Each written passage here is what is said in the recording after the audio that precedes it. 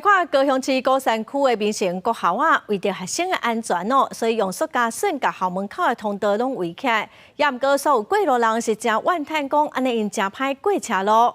今仔早起，警察去勘查，发现讲围起的范围部分占用着道路，要求学校先甲塑胶绳刷走，会邀请相关的单位来改善附近的交通。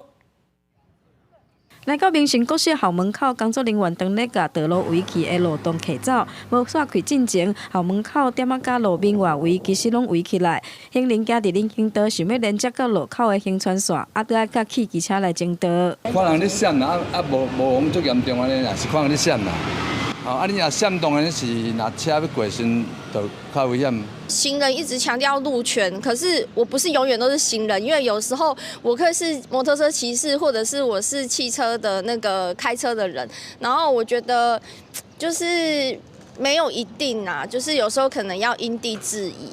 这种状况为学校创校以来就存在。30号有民众经过，认为对行人无介友善，学生行路的安全嘛可能受影响，卡市民转线申诉。学校回应，围起来区域是校地，主要是因为无动的时阵，常常汽机车入来，烦恼行林荫道的学生有危险才会安尼做，会伫个毋是上课的时间，把路洞刷走，方便行人使用。 车可能会造成对向车道的视线死角，然后发生车祸意外。那我们考量行车者的安全，才会在非上下课的时间把它围起来。校方设置三角锥，用以管理校内车道停车，以占用到水沟盖范围。